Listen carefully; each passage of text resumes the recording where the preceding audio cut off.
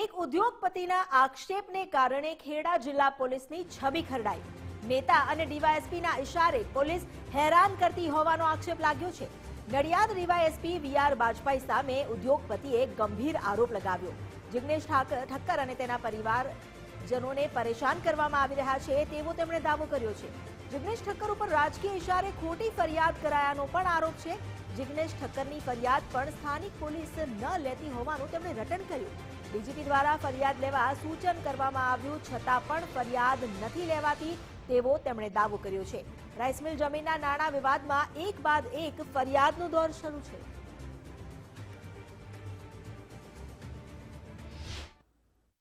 જે અમારી પહેલી ફરિયાદ થઈ બંને મિલોની ઊંચા પત્ની, તેથી માંડી આજે એનઆરઆઈ જે કમ્પ્લેન કરી છે એની જે એફઆઈઆર મારા પતિ વિરુદ્ધ નોંધાઈ છે એની અંદર અમને ફસાવાની અને અમારી ફરિયાદ ન લેવા માટે ડીવાયએસપી વાજપેયી સાહેબ અને પોપટભાઈ એમણે આ બધા કાવતરા ઘડ્યા છે સાહેબ.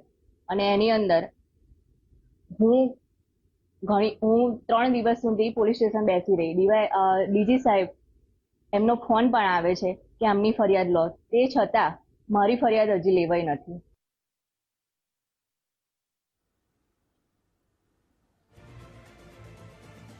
અમારી સાથે જોડાયા છે સંવાદદાતા સંદીપ રાજપૂત. સંદીપ, આ ફરિયાદને લઈને જે આરોપ લગાવવામાં આવ્યા છે, ખુદ ફરિયાદી આ અંગે રટણ કરી રહ્યા છે કે પોલીસ સાંભળતી નથી, શું વિગતો સામે આવી છે? ચોક્કસથી વાત કરવામાં આવે તો સમગ્ર જે ઘટના છે તે ખૂબ જ ચર્ચાસ્પદ ગણી શકાય. કારણ કે ખેડા જિલ્લા પોલીસ એક તરફ વખાણવા લાયક કામો કરી રહી છે, એક બાદ એક મોટા ગુનાઓને ડિટેક્ટ કરી રહી છે. તેવાની અંદર લીંબાસીના જે ઉદ્યોગપતિ છે તેમના દ્વારા ગંભીર આક્ષેપો ખુદ નડિયાદ ડિવિઝનના જે વીઆર બાજપાઈ તેમની ઉપર કરવામાં આવ્યા છે. આ ગંભીર આક્ષેપોની બાબતમાં વાત કરવામાં આવે તો જે આક્ષેપો થઈ રહ્યા છે તે મુજબ જે ડીવાયએસપીના સીધા માર્ગદર્શન હેઠળ રાજકીય ઇશારે જે આ ઉદ્યોગપતિ છે તેમના વિરુદ્ધ ખોટી 3 એફઆઈઆર દાખલ કરવામાં આવી છે અને તેમને જે ફરિયાદ આપવાની બાબત છે તેમની ફરિયાદ લેવામાં નથી આવતી. જે નાની ફરિયાદો હતી તે માત્ર લેવામાં આવી છે અને તે અંગે તપાસ પણ કરવામાં નથી આવતી કે સામે જે પક્ષે આરોપીઓ છે તેમની ધરપકડ પણ કરવામાં નથી આવતી. તેને લઈને નિરાશા વ્યાપી ગઈ છે. સાથે સાથે જે ઉદ્યોગપતિના પત્ની છે તેમને પણ મથકે વારંવાર ફરિયાદ લેવાના બહાને બેસાડી રાખીને તેમની ફરિયાદ લેવામાં નથી આવતી. સમગ્ર મામલે રાજ્યના પોલીસ વડા સુધી સમગ્ર બાબતને રજૂઆત કરવામાં આવતા ડીજીપી દ્વારા ફરિયાદ લેવાના આદેશો પણ કરવામાં આવ્યા છે, પરંતુ સ્થાનિક પોલીસ આ આદેશોને ગોળી પી ગઈ હોય તેવું દેખાઈ રહ્યું છે અને તેને લઈને આ જે આક્ષેપો છે તે ઉદ્યોગપતિ દ્વારા કરવામાં આવે છે. હવે જોવું રહ્યું કે જે ખેડા જિલ્લા પોલીસ વડાની જે સ્વચ્છ છબી છે અને તેમના સીધા માર્ગદર્શન હેઠળ ઘણા મોટા ગુનાઓ ડિટેક્ટ કરી લેવામાં આવે છે અને સ્વચ્છ છબી ધરાવતા આ જે એસપી છે તેમના માર્ગદર્શન હેઠળ હવે કેવી કાર્યવાહી પોલીસ દ્વારા કરવામાં આવે છે તે જોવું રહ્યું. જી, આભાર આપનો જાણકારી આપવા માટે. હવે જિગ્નેશ ઠક્કરે જે ફરિયાદ કરી છે અને સામે પોલીસની છબી ખરડાઈ તેવો આરોપ લગાવ્યો છે, આ આરોપ કેટલા સાચા છે જો તે કાર્યવાહી થશે ત્યારબાદ સ્પષ્ટ થશે. ઉદ્યોગપતિએ આક્ષેપ તો લગાવ્યો છે ખેડા જિલ્લા પોલીસ જે અત્યાર સુધી તેની કામગીરીને કારણે હંમેશા લોકોના પ્રશંસાના પાત્ર બની રહી હતી, પરંતુ અત્યારે રાજકીય દબાવમાં આવીને પોલીસ તેમને હેરાન કરી રહી છે તેવો ઉદ્યોગપતિએ આરોપ લગાવ્યો છે. ઉદ્યોગપતિના પત્ની ખુદ ફરિયાદ કરવા પહોંચે છે, ફોન આવે છે ઉચ્ચ અધિકારીનો, તેમ છતાં તેમની ફરિયાદ નથી લેવામાં આવી રહી તેવો તેમણે આરોપ લગાવ્યો છે. જિગ્નેશ ઠક્કર પર રાજકીય ઇશારે આ ખોટી ફરિયાદ કરવામાં આવી અને તેમના પરિવારને કનડગત કરવામાં આવી રહી હોવાનો પણ આરોપ લાગ્યો છે. અગાઉ પણ આ અંગે તેમણે રજૂઆત કરી હતી. પોલીસને રજૂઆત કરવા છતાં ઉચ્ચ અધિકારીઓ હોય કે ઇન્સ્પેક્ટર હોય નથી સાંભળી રહ્યા. અમારી સાથે ખુદ ફરિયાદી જિગ્નેશ ઠક્કર જોડાયા છે. જિગ્નેશભાઈ, આપનું સ્વાગત છે ગુજરાત ફર્સ્ટ પર. આપની શું વાત છે એ અમારા આ મીડિયમ દ્વારા આપ રજૂ કરશો?